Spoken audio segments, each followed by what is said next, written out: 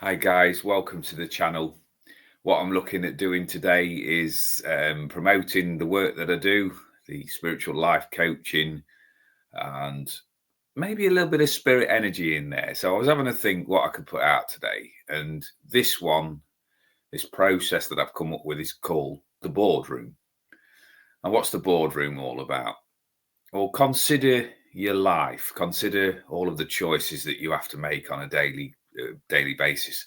You need action, you need direction, you might even need advice. Now, I'm an over analytical overthinker, as I've said many times before on these videos. So it gives me the opportunity to come up with alternate scenarios to what I would consider, in inverted commas, the norm. So where this one come from, it's another thing, it's another technique that I've used at shows and events when I'm doing my mediumship readings. So if we look at this one now, what we're going to talk about is thoughts, thought patterns, and choices. So imagine you've got a big choice to make. You need to take advice. You're very, very busy. I want you to take a few moments to consider who you are in this scenario. So in this scenario, you are boardroom member CEO. So you're in charge of you industries.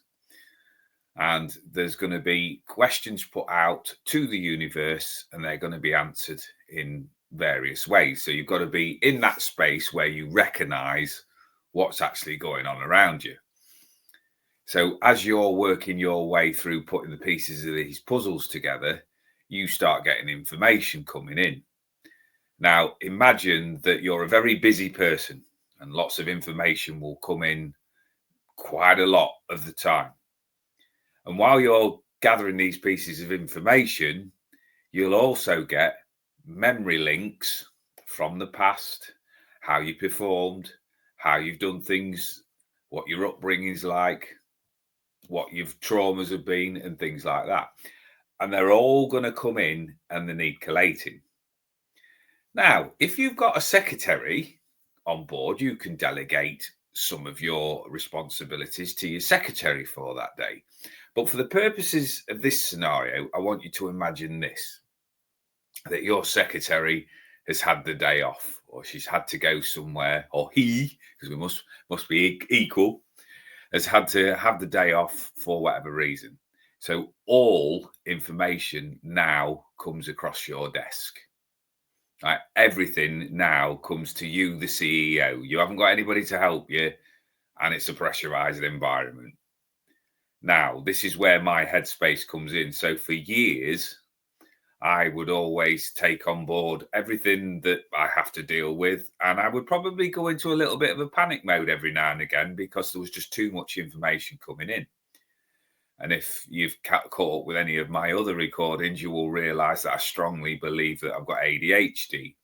So my version of ADHD, that as I now understand it, is that all thoughts and all memories come across the desk and there's no filter. It just goes straight to the head. It goes straight to the person that's in charge, i.e. me.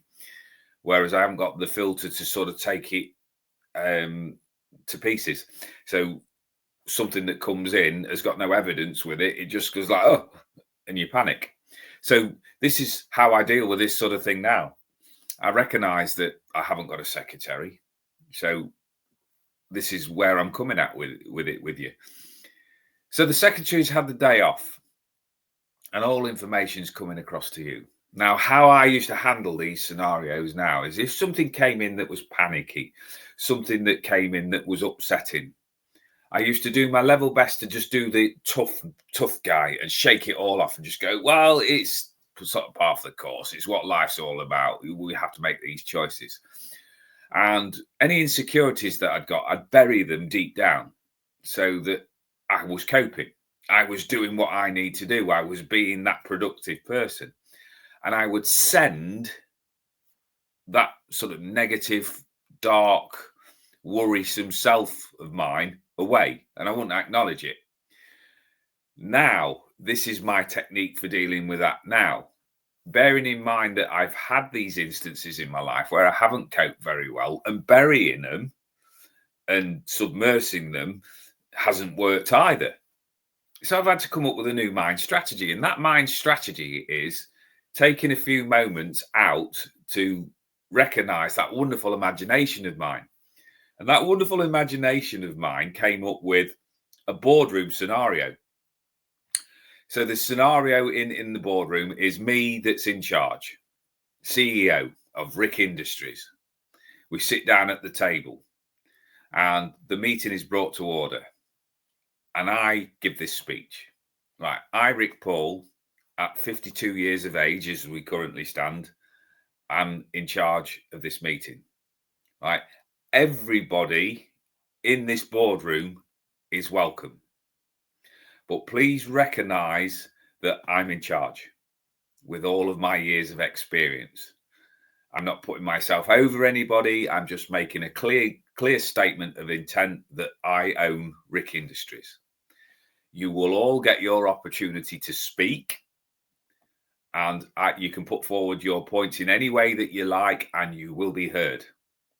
And this is where the caveat comes in. But please, please, please bear in mind that I'm in charge. So with anything, with having a good thinking mind, there'll be loads and loads of scenarios that are put at me. And the secret of a good leader is to say, right, you designate tasks to people. So you might give something to somebody where you want information on going forward. You might want information on your job. You want information on your partnership. You want information on all sorts of other things in your life. And butting in may well be the one that's had a little bit of upset in your life, that's had that nervous reaction, that might be depressed, that might be anxious. So me being the one that's steering the ship turns around and said, right, you've got a point. Would you like to make your point? So each individual makes their pitch, and it's a fragment, not a figment. It's a fragment of your imagination that's coming in and delivering this pitch. Now, I will listen to the story for so long about, the difficulties I've had, the depression, the anxiety, etc., etc. But then I remind myself and that fragment of my imagination that I'm in charge with all of my years of experience. Because what you can pretty much guarantee is when you go into a state of worry or anxiety, it's a past version of you that hasn't got as much knowledge as what you've got now about how you run your life. So by listening, you're acknowledging what's going on, you're not ignoring it.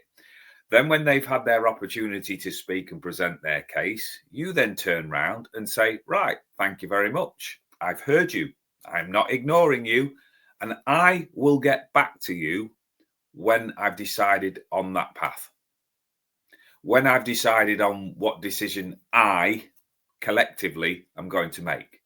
So thank you very much for coming in and presenting that pitch, and on to the next one. But keeping it in order, keeping that thought process quiet so that you can just focus on each individual that is presenting that case. And that's how I manage my troublesome thoughts, my good thoughts, and always remembering that trauma is usually based on a less experienced version of you. So for the people that watch this, I hope that makes a bit of sense for you. And I'll leave that one with you.